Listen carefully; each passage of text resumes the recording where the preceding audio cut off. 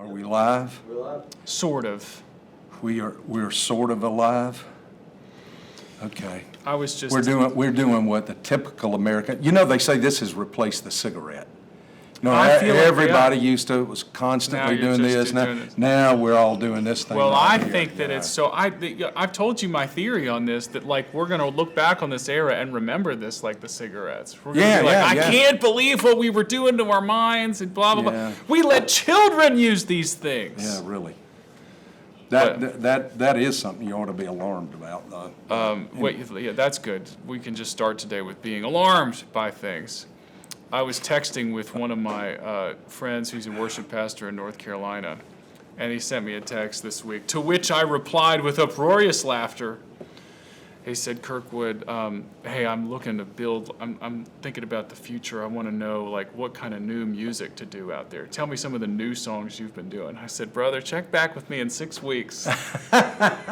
Because we're only doing the old stuff. We're doing we're going with the oldies here at the church. It was lots of hits. Now that was a blast from the past. Awesome today. God. Yeah. Oh, Now yeah. when was that? Oh boy, I think it's 83. I think it is 83. Rich Mullins. When you talked His about biggest God putting hit. on the Ritz, I'm thinking. Can't believe. And I mean, I know the song, but I'd forgotten the song, and then when you started singing it, I thought, is he singing "Putting on the Ritz" I along can't with this? believe- What is he doing this morning? That's like, man. Well, I can't believe it. I can't believe that's a line in the song. What am I supposed to do? You just let it go. Well, you do. You just let it go. Yeah. There's that old song. Dun, dun, dun, dun, dun, dun, dun, dun, dun, dun, dun, dun, dun, Hey, we need top Putting hats on and the Ritz. canes. Can we please do Let's the do top- that. Yeah, can we? We need to do that. Let's get some top hats and That's a some great canes. idea. You and me. Yeah, Just we'll with be the stepping Dean across Crosby and the, and Bob Hope. there you go. Yes. Or The- Bob the ro- Hope and what was The it? road to Israel. Yeah, They had yeah. the road. They had the different Hey, roads that's here right. and there. That's right. We Well- could do the road to Moldova. And we could pick up Ross to be in part of it. Dr. Robinson, I presume. He probably doesn't like any of that old musical theater stuff. Oh yeah, he loves it. And that's when movies were movies. Yes. I'm telling you, we watch. You know, I don't know too much Bing Crosby stuff, but we watch White Christmas every year. You know, Bing Crosby. Who's the other one in the Bing? It's Bing Danny Crosby. Kaye. Thank you, Danny Kaye. Forgot. You know, Danny Kaye was a pilot. Really? Yeah. There's a lot. Those guys back that, well, especially in that post-World War II era, they could do everything, could they not? They really could do everything. We're so much more specialized now, and a lot of our specialization is just, you know, with all the, here. Can I say this is a little bit of a subject change? With all the specialization that we have in the world today, you'd think that there would be someone that knew how to fix the McDonald's ice cream machine. Oh no. That's a permanent breakdown. It's I just- don't care what state you're in, It's what always city broken. you're in. Let's run by and pick up an ice cream. I don't care which McDonald's you pull up next to, it is always down, broken. And McDonald's wonders why Chick-fil-A's taken over everything. Because I've never had them tell me you can't have ice No, cream. at you can go to Chick-fil-A. Chick-fil-A and get that. What is it? Dream Ice or Ice Dream, they call Ice it. Dream Ice or Dream. whatever. Yesterday we went to Chick-fil-A. I took some of the kids out to the Auburn game yesterday, and we're on the way home, and I saw that. Yeah. Well, but I made it back for church, just so you know. I saw you went. I saw that. I thought, well, you're not an Auburn fan, are you? Well, it's complicated. You know, Okay. my relationship with Auburn is complicated. Do you want to hear Is the whole Lauren- story? did Lauren go there? She did, yeah. So Oh, my okay, wife well, went to Auburn. say no more. I Her understand. parents went to Auburn. I didn't grow up as a college football fan. You know, Yeah. I'm more of a Yankee. I was always about the NFL. The Ravens. Go Ravens, Baltimore. You know, I was there when the team started. I was living in Baltimore when that was an expansion team. So, but here's the funny thing, and some people know what I'm talking about. I got married in 2013, 10 years ago. Happy anniversary, baby. She never watches this. I don't know why. I actually like she does. We got married in 2013. I didn't know anything about college football. My father-in-law says, hey, son, I'm going to teach you the ways of college football. And he takes me to the Auburn-Georgia game in 2013. Oh. Do you know what happened at that game? The prayer at Jordan-Hare, when it's the last or second to last play of the game, and Nick Marshall throws the ball, it bounces off the guy's head, and then the receiver catches it, and they win on this miracle play. And then the story's not even over. Oh. He says that, wow, you must be my good luck charm. He takes me to the game the very next week, which was the Iron Bowl. Auburn versus Alabama. It was on the Plains. And then I saw the kick six. Do you remember this? Yeah. Where they tried to get the field goal at the last second. Alabama did. I think it might have been Chris Brown, Chris Davis, can't remember. He catches it and runs it back for more than 100 yards. Yeah. And then Auburn wins the SEC title, or SEC West title on the spot. That's what they keep looking back toward. Right. Could those days come back? Right. You know. Is this? Well, am I supposed to dig at Clemson right now? No.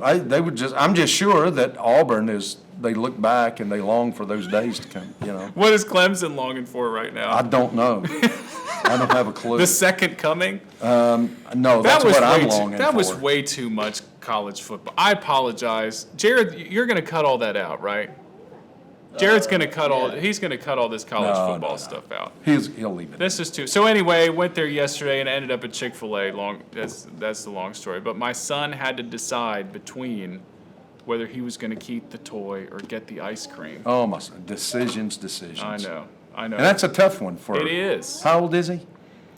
He's just about 5 years old. I was going to say just about 5. to turn 5. Yeah. That's a tough decision. Man, if only all of our decisions were that, But you see, I would have thought you would have stepped in and said, "No, son, keep the toy. I'll go buy you an ice cream." Yes. Well, if we weren't riding in the car, I would have done that. You encouraged him, get the toy. I just said, keep the toy, you can do that. And he did the toy for like an hour in the car, which was nice. Well, so it worked out well. It was a dad win. Mm-hmm. And he had already had all kinds of sweets that day. He was out of his mind. But it was a really good day. Did you take the kids to sporting events back in the day when you were raising them up? Oh, listen, I had to tell you about the night, because we had a disc jockey of a huge station. Oh, really? That gave away stuff all the time, and he was committed brother. And this was in Dallas? No, this was in North Carolina. Oh, okay. And he'd give us stuff. I had to tell you about the night that I took all the kids over, and Debbie, to WWE. You know, you did not. Yeah, man, we went over there and saw The Undertaker, and oh, golly bum. Man, I'm sitting there laughing at how fake this stuff is, and but the boys, they're into it, They're just into it. And they come running at me like, what are you doing? They're trying to clothesline you. I'm gonna pile drive you, and I said, yeah, I'm gonna pile drive you. Man, that was a funny night. That stuff is so funny to me. That was a hoot that night. That place was packed. Oh yeah. And we're standing there next to the rail, where they all come out to shoot, and I mean, you can reach out and they're going in there, speaking. You can smell the sweat. I'm waiting for Ric Flair. Oh yeah, of course. To come by. I'm waiting for Ric Flair to come by. Yeah. So, Dusty Rhodes. I was wanting Dusty Rhodes. That's right. We have talked. I knew we talked about this Dusty before. Rhodes. I tell you, Instagram keeps showing me WWE videos, just memes and stuff. I can't get enough of it. Especially the ones that joke about how fake it is. I'll have to send you a couple of those. They just make me laugh so hard. Well, golly. Well, we covered it. So do we need to say anything else before we close up shop? I don't know. Today was just a really good day. We had so many people respond in the first service, Pastor. We that did. was amazing. And we had there were a number of people that responded in the second We one. did. But the first service was really wild. That was, yes, the people that came something in. touched the nerve. We had people baptized in both services. It's just and Great day. it is a great day. And I appreciated what you said, just help setting up the people to understand just what God has done with regards to Christ's presence in this church from the first day until now. Man, that really ministered to me. Good. I needed to hear that, thinking about His presence. And I just had 2 simple little points. The light of Christ in the tabernacle, the light of Christ in the church. Well, but the symbolism is so intricate. It is so intricate. There's a whole thing about this I didn't get into about it representing the tree of life. With the branches coming out, Do you want to try to freestyle? No, but they go back, to Genesis, and then, of course, you go to Revelation, where, there is the tree that is there beside the river, and right, it ends in a garden. the garden it begins and ends in a garden, and you're back there, and I don't know where it is, but and the leaves of the tree are for the healing of the nations, and the river and the tree of life that's there in the middle of the street. On either side of the river was the tree of life, bearing 12 kinds of fruit, yielding its fruit every month. So there are those that have taken the menorah and made it, talked to it, and said there's a connection between the tree of life. So I didn't even go there. I didn't even bother with that. Well, so that actually leads to one question that I had, because I took a lot of notes. There's so much symbolism, and I think we can get into a little bit of that. But I guess I know that so many different commentators have different approaches to what these symbols mean, right? Yeah. So like, how do we know which one is the authoritative interpretation? Well, that's a good question. What I do is I try to find a guy that I am certain of is a real scholar. So Stephen Olford's book on the tabernacle, you've mentioned that one before. Camping with God. I think it's called Camping with God. If Stephen Olford says it, I'm pretty well sure he's done his homework. This is good. Yeah. And then I look through others, and I see where do they match up, where do they agree, that there's a lot of agreement. And on the things that I have gone through, there seems to be a lot of agreement. Now, there was a lot of disagreement on the size of this golden lampstand. So I never even brought it up. I never even went there because there's so much disagreement on it. And I didn't get over into the whole thing about it being a symbol of the tree of life. Well, we got because really not many guys talked about that. Just one here, maybe one there. So I try to look at what are the similarities. Do I know who was this guy? Is he pretty solid? Is he, So I go through that. That's kind of I imagine for you as a pastor and unfolding the word to the people, that's got to be a difficult line to find. And you even mentioned this a couple weeks ago when you talked about like numerology. Right. Like what can you assign significance to? Like what was God's original intent with this? Obviously God knows everything, but like what was like when do you cross the line into like, okay, well now you're just making up stuff. Now you're trying to find a code. Well, there's tons of material out there like that. Yeah, there is. I do think with the tabernacle there is a lot of significance with the numbers. I think God was in every way trying to convey the whole gospel story in this. But then when you get, like the numbering of the people, I don't think, I wouldn't assign anything to that.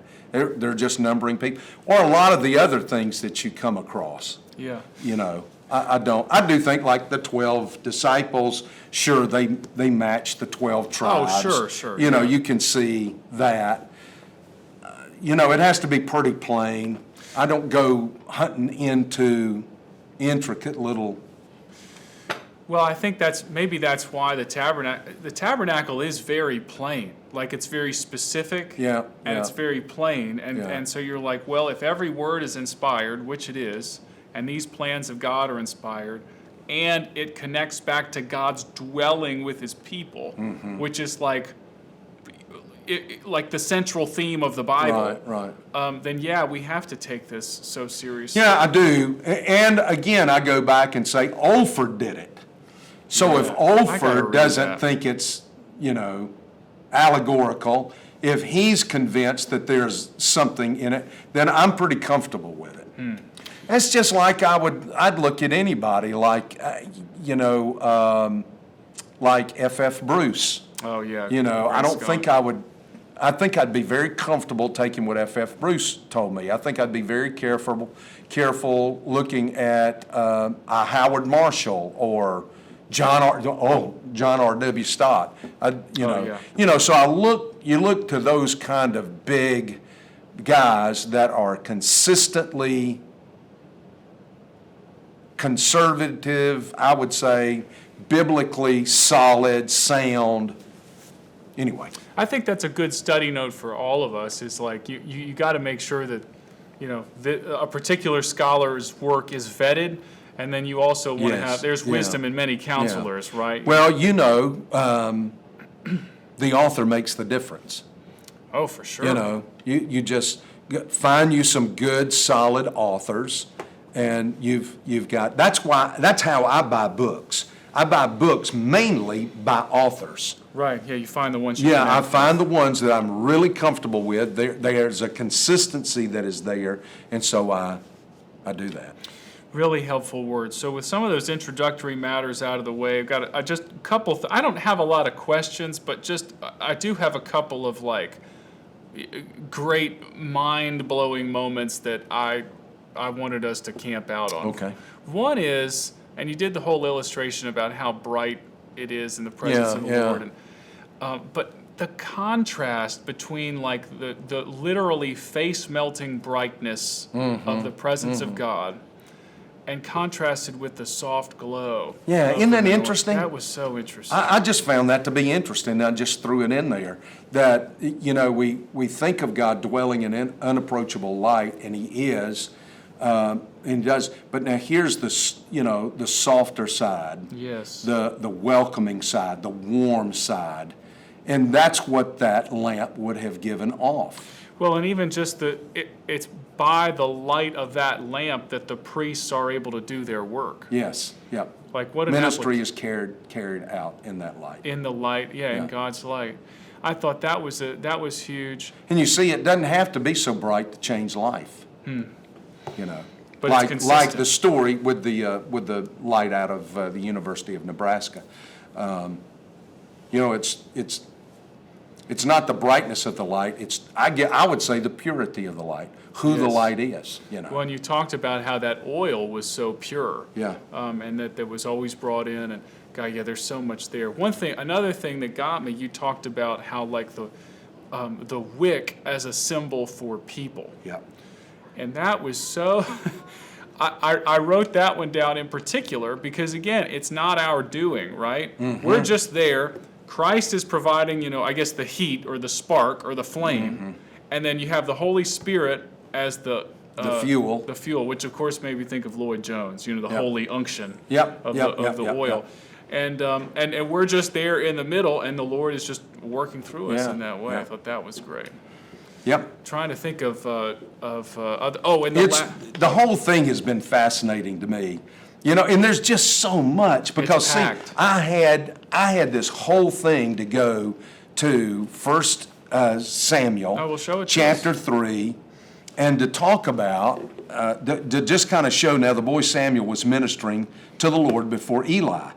And the word from the Lord was rare in those days. Yeah. Very rare did anybody ever hear God's word.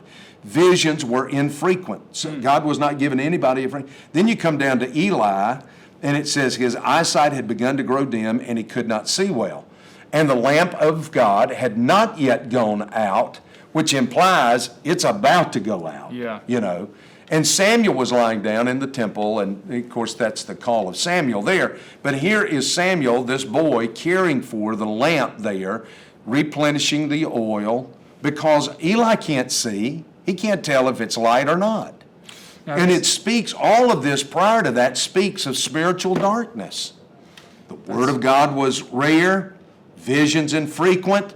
Here is the priest and the judge. Eli was a judge as well. That's right. He couldn't see anymore. He's living in darkness now. in darkness. And the lamp of God had not yet gone out, but it's very close.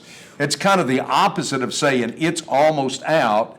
Well, it has not yet gone out, but it's close to it. It's interesting, and we talked about this a couple of weeks ago, how in this text it says the temple of the Lord, but it was actually the tabernacle. Yes, it was the tabernacle. Because it's not until later that Yes. Solomon builds That's the right. physical temple. Speaking of darkness, you reminded us again, and I think this is worth repeating, how in the Holy of Holies, No light. No None. light at all. Zip. Nada. Not a bit. unless God chooses to allow the Shekinah glory to That's rest there. Yeah. And there are occasions when you read in the text that, Moses was headed toward the tent and the people could look and they could see the glory of God was the light that was in the temple there, or the tabernacle, Now or the tent of meeting. That's a leftover question from weeks ago. Was that did Moses actually enter the Holy of Holies to speak with the Lord? Well, I don't think so. I think he stood before that. We're just not told. Right, we're not So told. I don't know how you can know. Well, But it was Noah. It was Ark. Moses. Just slap. Go ahead, slap. I'm here for It was Moses who built the ark. So he made the ark. From what this tells me, that he was the one that built that. Now, I don't know that he did it by himself. Maybe some of these guys to whom the Lord had given special skill helped him with that. Yeah. But he actually built it. I would guess he's the one that put the bowl of manna in it and the tablets of the law and Aaron's rod. And it says that the voice of God spoke to him from out of the mercy seat. You talked about that last week, and I forgot to ask you when we were on air, because, I wasn't really asking, but just again, I'm just amazed. This has been the gift of you taking us through the tabernacle, is it helps me visualize what it was like to be there. And so if Moses is then in the holy place, not the Holy of Holies, but if he's in the holy place, standing outside the curtain, and to think about that light being so bright on the inside, and or hearing a voice from within the veil, and communicating in that way, and that actually happened. Yeah, it was a real thing. There was a moment and a time in history when that actually took place. And we have got to remember that. I was talking with Jared about that this past week, because he was listening to there was this, who's the guy's name? We were having a great discussion, because I'm sure you've heard of Jordan Peterson. Jordan Peterson, philosopher kind of guy. And Peterson has some good thoughts. And the interesting thing about his thoughts is, the best thoughts are also always the ones that he gets from the Judeo-Christian ideas. Right. But his whole thesis is that, that's just the best of all of the ancient Near Eastern religions. He views them as all kind of the same sort of thing. So it's so important for us as believers to remember that this isn't just the religion that won out and beat all the Mesopotamians and the Chaldeans and all the rest. This is the Most High God that's speaking to his people. He still speaks today. Yeah. I just started a book on the history of Egypt. It's a brand new book that's out. Let me tell you something. Christianity, or the Old Testament, not anything, surely there are similarities here or there, like winged creatures. But their winged creatures are animals. These winged creatures are angels. There is a difference. Yes. And there's a difference between the priest of Karnak who go in and wash the idol and dress the idol and, bring food and set it down before the idol. Right. That's them taking care of their God.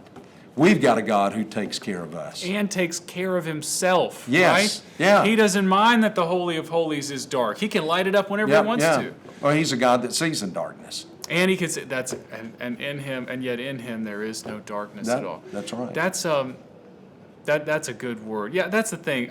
And gosh, the winged creatures, man. I'm going to have to take you to lunch or something. You're going to have to talk to me, because I've been reading too much Ezekiel and Daniel these past couple of weeks. You want to talk about winged creaters? There's a bunch of them. There's some wild stuff in there. They're not Gryffindors in Scripture, What's that? Gryffindor? What's the actual? That's the winged lion, a Gryffindor.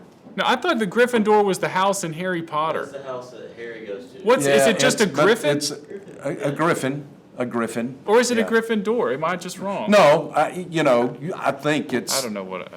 Gryffindors or Griffins. Well, A griffin. Thank you guys to all of our Hufflepuffs, Slytherins, Ravenclaws. Preach on the Huffle. Nephilim next week. Oh, we have to do this. Talk about the Nephilim. You've mentioned the Nephilim Yeah, before. yeah. What was I going to say? Oh, before we sign off, Yeah. we've got the 10th anniversary next week. That's right. On It's the going to be 10th. wild. It's going to be really It's going to be wild. wild, I'm going to tell you. Bring your Prozac and show up. You'll be all right.